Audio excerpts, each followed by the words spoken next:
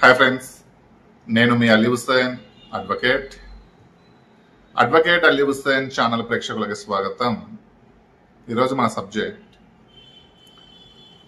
మైనర్కి ఎవరైనా ఆస్తిని గిఫ్ట్గా ఇచ్చినప్పుడు ఆ ఆస్తికి సంరక్షకునిగా వారి బంధువులో లేదంటే చిన్నాన్నో పెదనాన్నో లేదా XYZ ఎవరైనా కావచ్చు. ఆ ఆస్తికి సంరక్షకునిగా ఉంటారు. మరి ఆ ఆస్తిని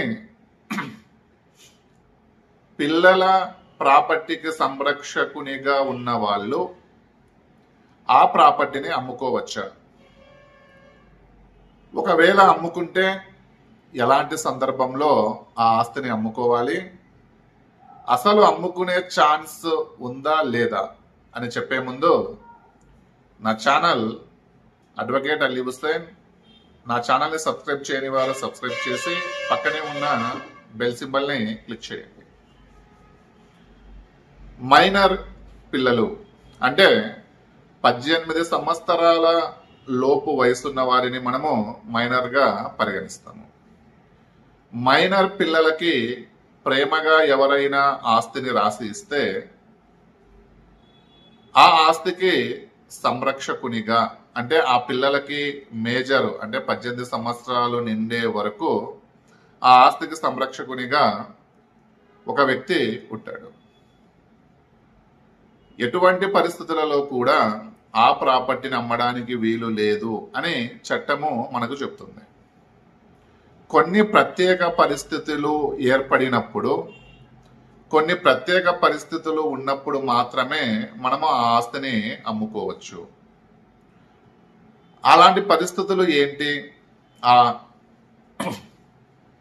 అలాంటి పరిస్థితులు ఏంటి, ఆ ప్రత్యేక పరిస్థితులు ఏంటి అని ఒకసారి మనం చూసినట్లయితే, ఆ మైనర్కి సంబంధించి ఏదైనా మంచి చదువు చదివించడానికో లేదా మైనర్కి ఏదైనా హెల్త్ ఇష్యూస్ ఏమైనా వస్తే ఆ హెల్త్ ఇష్యూస్కి సంబంధించి డబ్బు లేకపోతేనో, అంటే చదువుకు సంబంధించి కావచ్చు లేదా హెల్త్ ఇష్యూస్కి సంబంధించి కావచ్చు, లేదా ఆ మైనర్కి సంబంధించి ఎలాంటి ఇబ్బందికర పరిస్థితులు ఎదురైనప్పుడు మాత్రమే ఆ ఆస్తిని ఆ సంరక్షకుడు అమ్మడానికి అవకాశం ఉంది.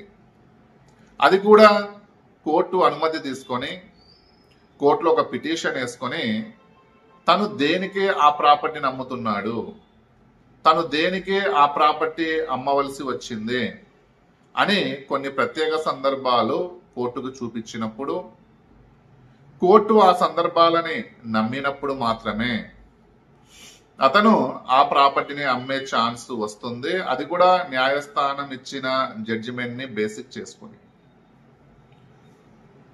కోర్టులో పిటిషన్ వేయాలి అంటే ఆ వ్యక్తి సెక్షన్ 8 మరియు సబ్సెక్షన్ 2 ప్రకారము కోర్టులో పిటిషన్ తీసుకొని కోర్టు వారి అనుమతి తీసుకొని ఆ ప్రాపర్టీని అమ్మే ఛాన్స్ ఉంది. సో ఇది ఈరోజు మన వీడియో. ఈ వీడియో మీకు నచ్చితే ఫస్ట్ మీరు లైక్ చేయండి. ఇందులో ఉన్న సమాచారాన్ని మరో 10 మందికి తెలియాలనుకుంటే మీకున్న ఫేస్బుక్ కావచ్చు, ట్విట్టర్ కావచ్చు, వాట్సాప్ కావచ్చు, మీకున్న సోషల్ మీడియా ద్వారా నా యొక్క వీడియోను షేర్ చేయండి. నమస్తే, ధన్యవాదాలు.